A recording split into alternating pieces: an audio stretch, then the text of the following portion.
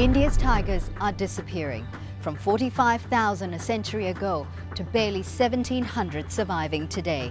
Poaching and the destruction of their habitat means that one of the last few places you can see a tiger is here in the zoo. I'm Fauzia Ibrahim. On this edition of 101 East, we look at the battle to save India's tigers from extinction.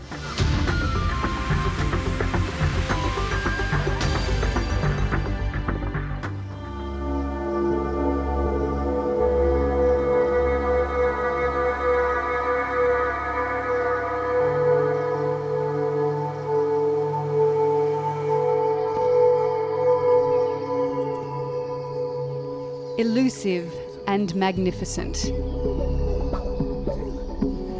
Yet this predator is on life support. There are thought to be only 3,000 wild tigers left in the world. India is home to half of them, but their habitat is shrinking. Tigers, being territorial, will try and establish their own territories. So there's a tendency to spread further and further. That's where the interface takes place. And tigers have to coexist with people. So what if the tiger was killed?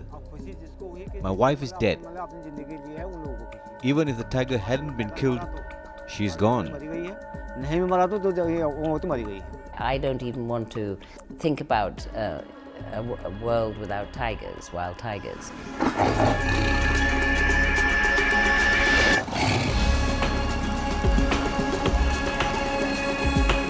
As the urban jungle encroaches further into the tiger's territory and the demand for tiger parts on the black market increases, can they survive in modern India?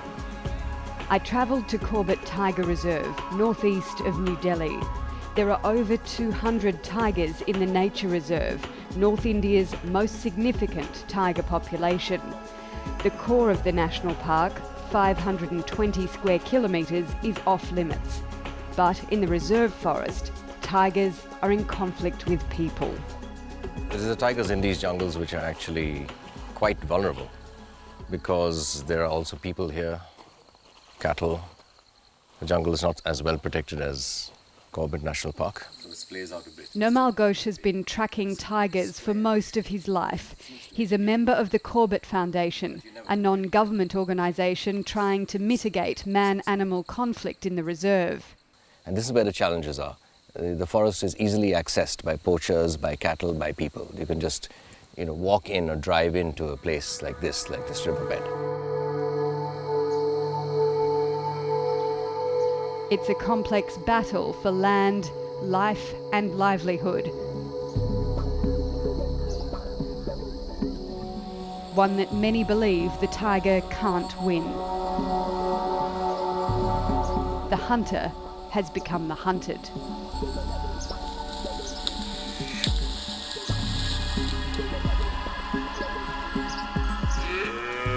Dawn in a Gujar tribal village inside the Corbett Tiger Reserve. For centuries, these semi-nomadic people have made a living selling milk from their cattle, grazing cows and buffaloes in the jungle around them. Last night, a cow went missing in the forest. TALIB HUSSEIN fears there's been another deadly tiger attack. It's a big problem. If the cow is lost, we lose the milk. We have no other livelihood, only this. If our livelihood is destroyed, we will be ruined. The government offers monetary compensation to villagers whose cattle are killed by tigers. But the process is bureaucratic and the money takes years to arrive. TALIB HUSSEIN asks for help from the Corbett Foundation and World Wildlife Fund, who pay interim relief to villagers who lose livestock. But to receive any money, he must prove that a tiger killed the cow.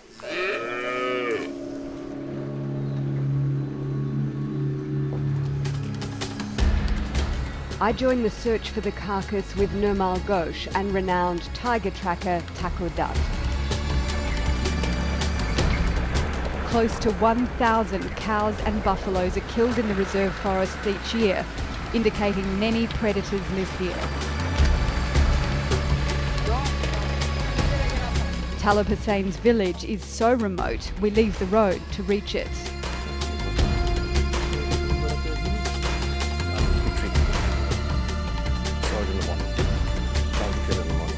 The tiger's definitely around because they heard the tiger growl actually early in the morning when he found the kill. So the tiger would likely be around. He claims that very little of the cow has been eaten. So the tiger will most certainly come back to eat the rest.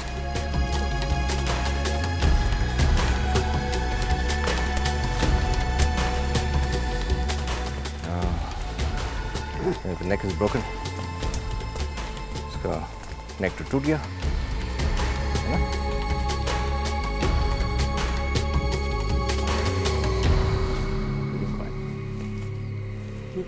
हाँ बोलो दिखाओ. It's really hard to see if there's anything around. Is that sort of the danger here, that this is so thick? Looking around to check that anything's under cover. Okay. Because the cover's so thick. Now obviously the cow's neck has been broken. But it's up to THAKUR DUTT to figure out where was it killed, over here or was it dragged in. That's a claw mark and that's a tooth mark.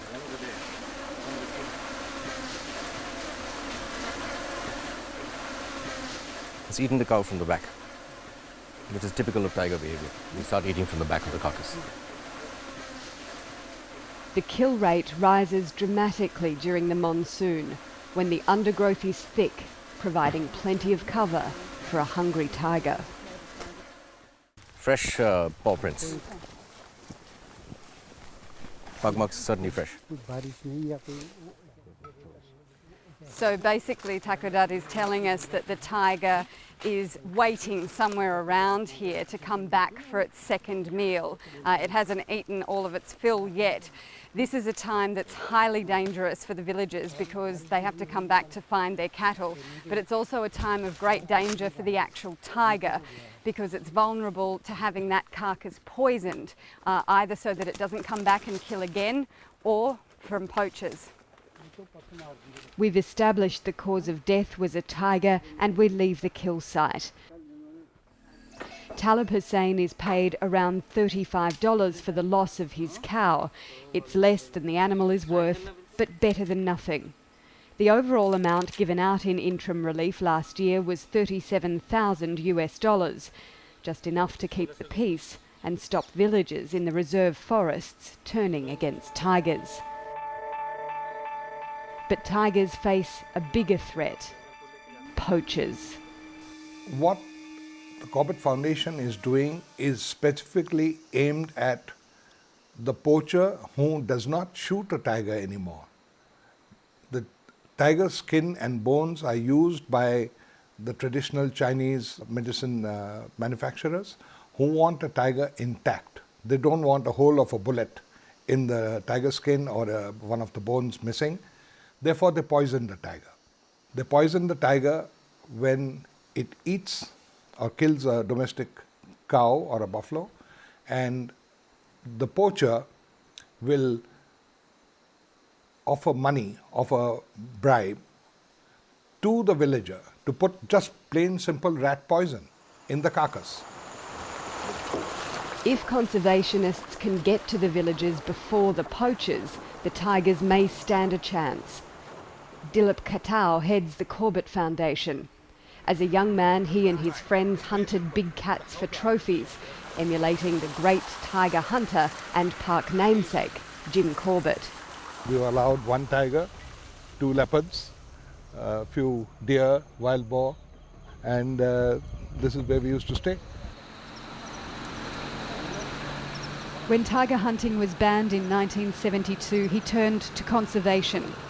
At that time, India's tiger population had been decimated from 45,000 animals at the turn of the century to just 2,000. The CORBETT Interim Relief Scheme is just one in a large network of compensation and health programs the Foundation offers to villagers in the name of the tiger. But he says conflict between man and animal is getting worse. Because of poaching, the prey base has gone down to such an extent that outside the park, it's domestic cattle which has become the major food supply for the tigers, and therefore you see this conflict increasing. With every domestic animal killed, resentment grows. The team are called to 3 or 4 cases per day at this time of year.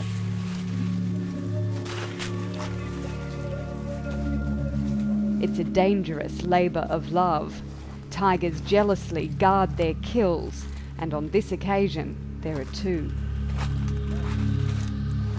2 kills. Now it seems that, and questioning the owner of this bullock, it seems that both tigers and leopards are active in the area. So it's very difficult to tell in this terrain whether it's a leopard or a tiger. SHARAD thinks it's a leopard. THAKUR thinks it's a tiger. It doesn't make a difference to the compensation. The villagers are anxious to know what sort of predator they're dealing with. The second kill is several days old. Sometimes the puncture mark also indicate that whether it's a tiger or leopard, because the tiger have a deep puncture marks in comparison of the leopard. But unfortunately, this kill is too old to offer further clues. She's saying we're very poor people, we're uneducated, we don't know how to go through this whole process of filing for a claim with the Forest Department. And why would they bother? We wouldn't see the compensation money anyway, and the only people who pay compensation are you guys, ourselves. Is she scared? Yes, I'm scared. शेर कई जानवर ठहरे There are elephants here, there are tigers, there are leopards, there are bears as well.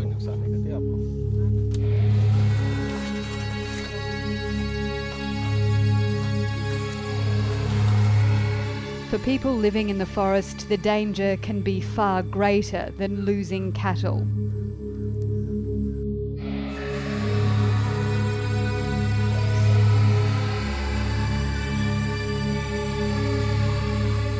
Last December, Danny Ram lost his wife to a tiger. That morning she had gone to cut grass. There were about 15 to 20 people. Once she had cut the grass, it was too much for her to carry. The women were ahead of her. She fell behind. The tiger was coming up the hill. There were some tourists who had seen the tiger. They had photographed the tiger and it went straight up the hill. The women walking behind her saw her pile of grass on the ground and raised an alarm. There was a big commotion. Everyone went searching for her. There were probably around 1,500 people in the search. Then we found her foot. 3 or 4 days later, the forest guards found 2 or 3 bones. 6 such fatal attacks in less than 3 months rocked the village of Sundakal. It's an illegal settlement of more than 3,000 families living in the reserve, fighting a political battle with the government to be relocated. The deaths drove villagers into a frenzy. They wanted the tiger dead. The Sundakal situation was quite typical. The people blocked the road, and they demanded that the divisional forestry officer come and shoot the tiger immediately. I had to take a police unit with me, and we told the people we would try and shoot it. On January 26, a forestry officer killed a male tiger. It was paraded on elephant back through the village. Trackers believed the man-eater was a female tiger. Nonetheless, the village celebrated. But no one knows if this tiger actually killed the 6 villagers. My family took no pleasure in it. It didn't bring my wife back to life. And if they had not killed it, that also wouldn't have made a difference to me. People whose lives were not affected were happy. So what if the tiger was killed? My wife is dead. Even if the tiger hadn't been killed, she is gone. There's no way she's coming back. Every day, hundreds of women venture into the forest. The threat of a tiger attack hangs over them. But they need to cut grass for their cattle and firewood for their homes. And they need to be brave if confronted by a tiger. 10-year-old ANJALI Sharma was in the forest helping her mother and aunts carry grass when she heard an animal growl. I told my mum it's a wild boar, definitely a wild boar. It went gwah. The bushes shook this way and that, and it jumped out, caught my aunt and clawed her here and here. And then it came towards me. And 2 or 3 times I put my hands together and prayed. It came up to me and its claw grazed me here. Then it brought down my aunt's mummy. She was laying on the ground. I was thinking maybe she's dead. I thought she's going to die and I should run. So I ran, looking around. I fell down. There was blood all over my face and I got bruised. ANJALI has a small scar on her head from the tiger's claw. No one can explain why it didn't harm her further. She thinks it was because she showed it respect. I said namaste to the tiger. It's just someone's fate if they will be killed or not.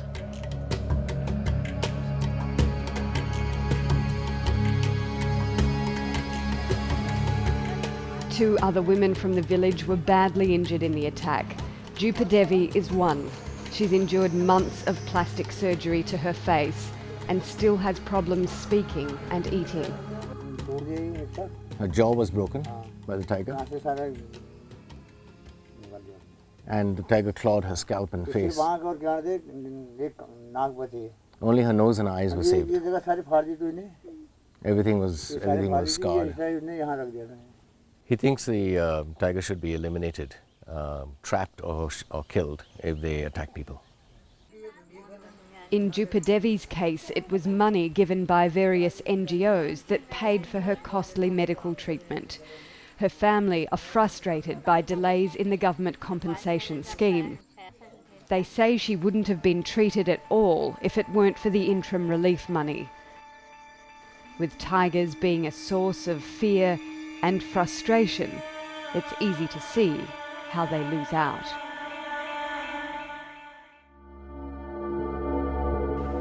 THAKUR DUTT has seen what can happen when people turn against tigers. During his career as a forest guard, he was ordered to kill dozens of man-eating predators in the Corbett Park and Reserve. He's trapped some and he's killed some. Leopards and tigers both, and about 70 odd all told, killed or trapped. It says he's a mini Corbett. He's a mini Jim Corbett. THAKUR DUTT is still called into duty to track problem tigers today. He believes that man-eaters should only be shot as a last resort.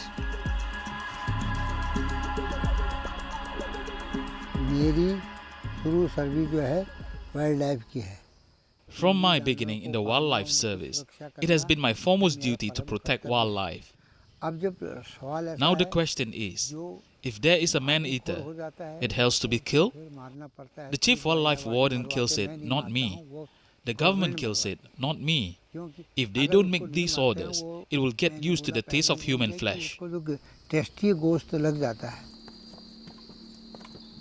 Forest guards face the conflicting tasks of protecting both villages and wildlife. Government funded, they're chronically understaffed and underpaid.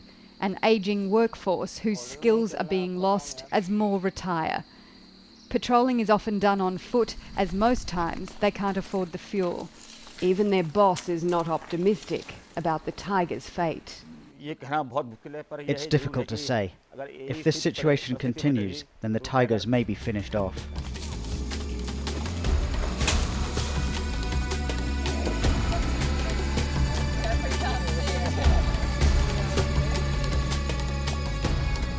It's not easy to encounter a tiger in the Corbett Reserve. Most tourists will leave without a picture or sighting of the animal they flocked to see. Tiger traces seem to be everywhere, yet they are nowhere to be found. Here you can see some tiger marks down here. Lots of tiger movement. Probably two.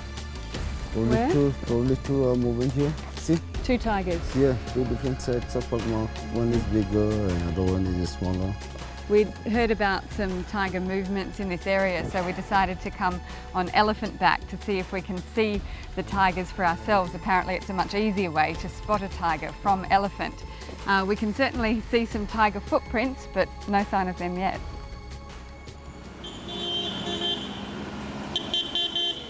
Less than a few kilometres away, a line of resorts stretch along what was once an important wildlife corridor. The invisible boundaries of national park and reserve forest are blurred for people as much as for animals. I've been coming to Corbett since I was a kid, and I've seen over the years small villages turn into large ones, and villages turn into towns, and new roads being built, more and more traffic on those roads. So the tigers are more and more constrained, and the wildlife in general is more and more constrained as it comes out of the core areas of Corbett. 70,000 tourists visit the park each year from India and around the world. Although visitor numbers are restricted in core areas, many feel tourism is being mismanaged in India's tiger parks. Inside the park, you're actually more likely to see tourists rather than animals. A set number of permits is granted each day and people aren't allowed to get out of these vehicles. But nonetheless, we've seen dozens of tourists, and it must be quite frightening for the tigers and also the other wildlife as people move further into their territory. It's a delicate balance that has to be struck between tourism and conservation.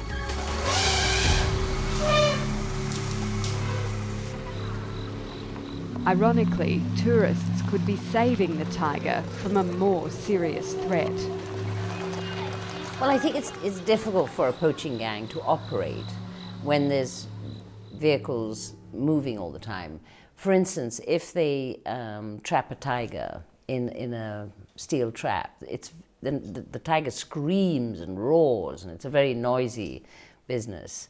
And if there are vehicles within many kilometers, they'll hear it, and they'll report it or they'll investigate it. Tiger activist Belinda Wright has spent her life in India battling to save tigers. She believes every tiger is under threat from criminal syndicates. Alarm bells are ringing for her over a recent jump in unexplained tiger deaths in the Corbett Reserve, 12 so far this year. This details all the known tiger deaths in the past 10 years. And this year, just 75% of the year has been analysed. It's already double what it was last year, triple what it was the year before, etc., etc. How can you explain that? Well, since outsiders are not allowed inside the park and to investigate these deaths, they're unexplained. Why the sudden rise in deaths? They may be natural deaths, but it's unlikely that there would be such a huge increase. They could be related to poaching, they could be related to stress levels within the tiger community. In